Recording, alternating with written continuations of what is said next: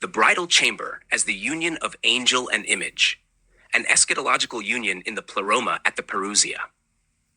In Gnostic Christian tradition, the bridal chamber represents a profound spiritual mystery, the eschatological union of the human image with the angelic being in the upper aeons, realized fully at the parousia within the Pleroma. This union is more than a symbolic marriage. It is a transformative rite of fidelity and spiritual protection, an intimate joining of corporeal beings with their heavenly counterparts, securing salvation and restoration in the fullness of the Deity's realm.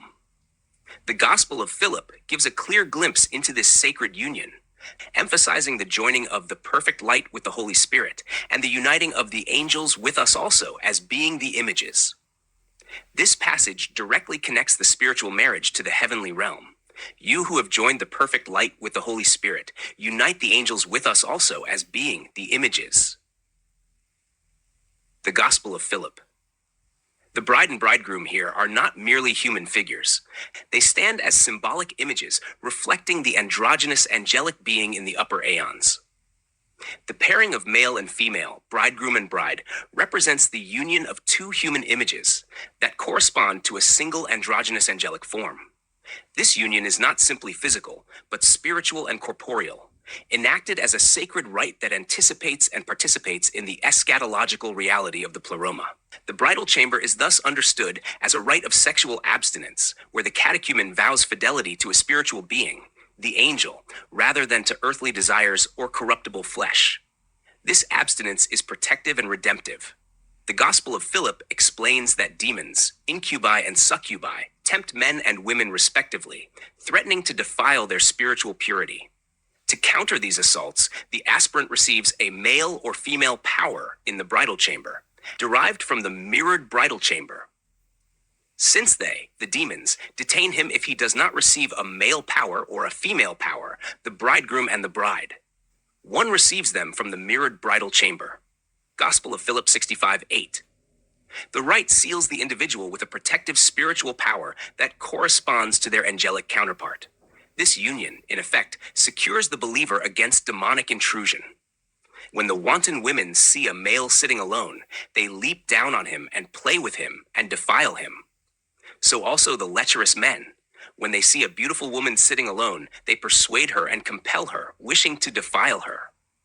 But if they see the man and his wife sitting beside one another, the female cannot come into the man, nor can the male come into the woman. So if the image and the angel are united with one another, neither can any venture to go into the man or the woman. Gospel of Philip 65:12. This passage underscores the power of the union, image and angel conjoined, to resist the corruptions and temptations of the material world and its demonic influences. It reveals a reality where the material and spiritual coexist as tangible, corporeal forms in the Pleroma, guarding the faithful against dissolution. The excerpts of Theodotus further elaborate the eschatological nature of this union by connecting baptism with angelic solidarity. Believers are baptized not only for themselves, but in association with their angelic counterparts, indicating a shared destiny and participation in the angelic realm. And when the apostle said, "Else what shall they do who are baptized for the dead? For he says, the angels of whom we are portions were baptized for us. But we are dead, who are deadened by this existence. But the males are alive who did not participate in this existence. If the dead rise not, why then are we baptized? Therefore we are raised up equal to angels and restored to unity with the males, member for member. Now they say, those who are baptized for us, the dead, are the angels who are baptized for us, in order that when we too have the name, we may not be hindered and kept back by the limit and the cross from entering the Pleroma. Wherefore, at the laying on of hands they say at the end, for the angelic redemption, that is, for the one which the angels also have, in order that the person who has received the redemption may be baptized in the same name in which his angel had been baptized before him. Now the angels were baptized in the beginning, in the redemption of the name, which descended upon Jesus in the dove and redeemed him. And redemption was necessary even for Jesus, in order that, approaching through wisdom, he might not be detained by the notion of the deficiency in which he was inserted, as Theodotus says. This passage reveals that baptism is a spiritual and corporeal rite that anticipates the resurrection and entrance into the Pleroma, restoring the believer to equality with their androgynous angelic portion. The baptismal rite thus initiates a sacred connection that will be fulfilled at the parousia, when the unity of angel and image is perfected. The androgyny of the angelic being is significant. The male and female images of the earthly man and woman reflect this one androgynous angel in the upper aeons. Their union in the bridal chamber ritual represents not just a union between two earthly images, but a reconstitution of the original unity of the angelic being, re-establishing the wholeness lost through earthly existence. Irenaeus confirms this eschatological vision of union, describing the final perfection of the whole seed, when spiritual beings divest themselves of their souls and enter the Pleroma as intelligent spirits, becoming brides on the angels around the Savior. When the whole seed is perfected, then the spiritual beings will divest themselves of their souls and become intelligent spirits, and without being hindered or seen, they will enter into the Pleroma and will be bestowed as brides on the angels around the Savior. Irenaeus, Adversus Heresies 17.1. This union occurs at the time of restitution, the parousia, when the faithful image is reunited with its angelic counterpart in the full corporeality of the Pleroma, transcending earthly death and limitation. The tomb inscription of Flavia Sophae beautifully illustrates this final vision.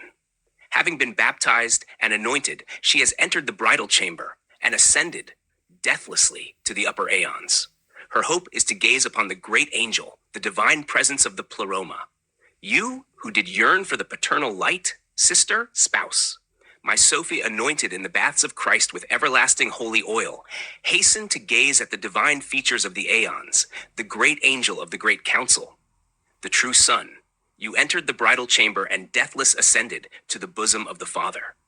Her ascent is not a mere metaphor, but a visionary experience of eschatological union, a corporeal, tangible joining with the androgynous angel in the Pleroma, achieved through baptism, anointing, and the bridal chamber rite. In summary, the bridal chamber is an eschatological rite that consummates the union of human image with angelic being in the Pleroma at the parousia. It is a corporeal, spiritual marriage that transcends earthly passions and demonic forces, restoring the believer to the original unity of angel and image. This union protects, redeems, and perfects the faithful, allowing them to enter the Pleroma, where the fullness of the Deity dwells, in a state of eternal fidelity and incorruptible union.